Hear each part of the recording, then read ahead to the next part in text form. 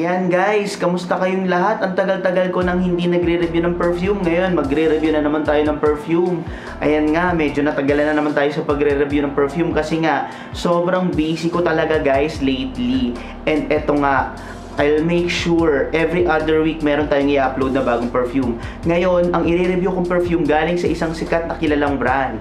Ito yung may dalawang initial siya guys na DNG, ayan, kilala nyo na, Dolce & Gabbana. So napakaganda ng perfume na to kasi na-amaze ako dun sa bottle niya. So crowned lid cup din yung bottle na to. So kagaya rin siya ng mga Clive Christian, ganyan. Pero yung presyo niya guys, hindi ganun kamahal.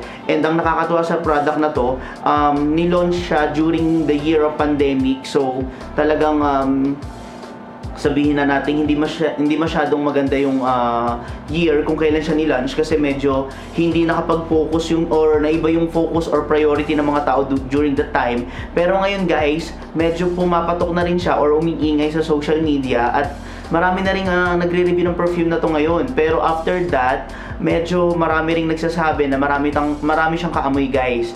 Pero ito nga, nagkaroon ako ng opportunity na magkaroon itong perfume na to para i-review sa inyo guys. And ayan, personally, hindi ko pa siya masyadong nagagamit. So yan, yung perfume pala natin guys, yung mga perfume na nabibili ko guys is galing kay Perfumi. So si Perfumi guys, meron siyang store sa Lazada, sa Shopee, tsaka sa TikTok. So lahat na perfume na meron siya, authentic and signatured.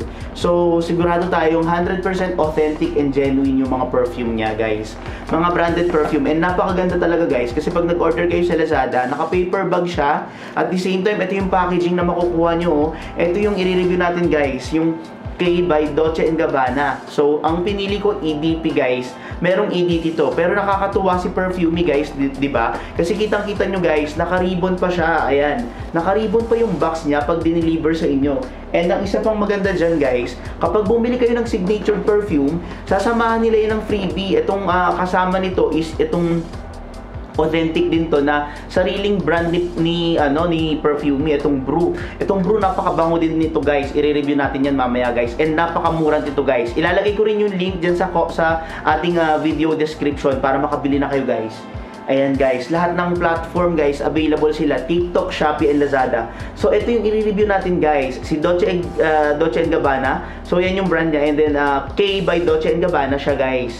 So yan, ang nakakatuwa dito kay K or King, siguro King nga talaga yung ibig sabihin ng K kasi meron siyang crown. So yung lid cup niya is crown. So kagaya rin siya ng mga Clive Christian, yung mga alam nating mga perfume na yung bottle niya is talagang pang monarchy or her something.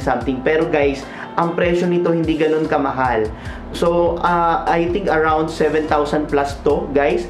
Pero guys, eto nga, pag bumili kayo kay Perfumi, sigurado murang-mura. Alam niyo kung bakit? Kapag payday sale guys, naka 30% off sila. And kapag double digit like 3, 4, naka ano sila, 35%. And this coming Lazada birthday sale guys, amazing, naka 50% lahat ng signature perfume nila.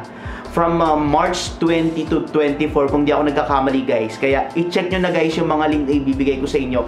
Ngayon, going back to our product review guys. Napakabango nitong for me, mabango siya. Napakabango niya and EDP siya, long lasting. So yan, try natin i-spray guys. Ayan, yung opening note niya, very citrusy. Bakit? Kasi yung top note niya guys, blood orange, juniper berries, pimiento, lemon, Sicilian lemon, and cardamom. So, talagang citrusy yung top note. And yung middle note niya, amuyin naman natin. So, yung middle note niya medyo matamis, at the same time floral. Kasi yung middle notes niya ay fig nectar, lavender, tsaka geranium, and clary sage or sage. Ayan. So, medyo floral nga siya guys. And may naamoy din akong konting woody and medyo may pagka-amber. So, yung base notes niya guys, kapag medyo nag-subside na siya or medyo tumagal sa balat nyo, nandyan na si cedar, patchouli, vetiver, and cypriol oil or nagarmotha. So napakabango talaga nitong perfume na to, pero siguro masasabi ko guys, marami siyang kaamoy na perfume, kaya hindi rin siya masyadong napapansin or hindi rin masyadong tinangkilik. Pero guys, na-amaze ako sa bottle na to, and EDP siya, and galing nga siya kay Dolce & Gabbana, kilalang brand. So talagang trusted na rin talaga tong brand na to guys. Pero kung ako sa inyo guys, itry nyo pa, kasi kung ako sa inyo, baka mamaya kakaiba rin yung smell sa inyo, and pwede rin naman siyang ipantapat for me pwede rin siyang ipantapat sa mga like Dior, Savage. Pwede rin. Kaya lang hindi nga lang siya ganun kamahal or hindi siya ganun ka high-end. Pero okay na rin guys as a starter. So yan guys, hindi rin siya masyadong pansinin. So sa mga naghahanap ng perfume na hindi masyadong agaw atensyon, hindi masyadong pansinin, pwede to guys kasi amoy mabango lang kayo guys. Going back to the topic, itong Dolce & Gabbana nga, itong K by Dolce & Gabbana, nilaunch siya nung year 2020. Fragrance for men siya. So woody, spicy yung bentahin nitong perfume na to. Woody and spicy guys. So yan, kung ako sa inyo, kung gusto nyo matry, visit yung store na nandyan sa link sa baba, sa description. And marami pang branded na perfume guys dyan sa store na yan. I-review natin tong kasamang freebie ni Perfumey. So yan guys, take note.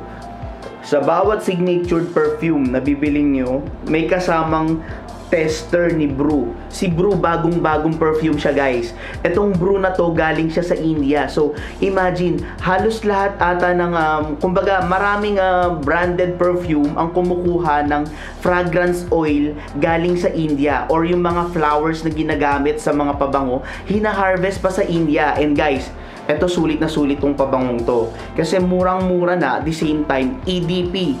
Etong Bru, wala silang nilalabas na Eau de Toilette, lahat Eau de Parfum. Alam naman natin pag Eau de Parfum, sobrang long lasting guys. So yan, try nating spray. Napakabango nito guys, ayan. Sobrang bango. Itong si Excite, medyo powdery siya. And tamang-tama siya, parang amoy fresh, amoy bagong ligo ka, amoy bagong, alam mo yun, good morning talaga yung amoy mo. And at the same time, pwede to sa mga night out, sa mga meeting, sa mga corporate event. Pero yan nga, I suggest itry nyo talaga tong Bru na to, kasi talagang hindi na kayo magkakamali. And guys, sa Perfumey PH nyo lang siya mabibili. Wala siya sa ibang store dahil exclusive distributor si Perfumey PH. Sariling brand to ni Perfumey PH. Kung gusto nyo itry guys, marami silang variant nitong Bru. You can check it now sa TikTok, sa Lazada and Shopee. Ito yung mga nireview natin ngayon, si K by Dolce & Gabbana, and may kasama nga itong free pagka sa Perfumey kayo bumili, si Bru. Next time, i-highlight natin yung mga mga premium scent ni Bru. So yan, para may alam kayo, may premium scent din si Bru na pwede sa mga high-end occasion, sa mga medyo sosyalan dyan, or sa mga kung gusto nyo magpasikat sa mga event, pwede din. Ayan, maraming perfume pa si Perfumey guys. Napakarami niyang discount and promo na nakukuha ko. Kaya nga guys, kung ako sa inyo, doon na rin kayo kumuha. Kasi sa susunod guys, marami pa tayong i-check out sa store nila. So yan, salamat sa mga nanonood, salamat sa mga naghintay. Medyo natagalan tayo sa pag-upload ng bagong video. Sa mga darating na panahon, try nating mag-upload pa ng mga panibagong mga review. Kasi marami pa rin talaga akong perfume na gustong i-review at gustong i-share sa inyo guys. Thank you for watching!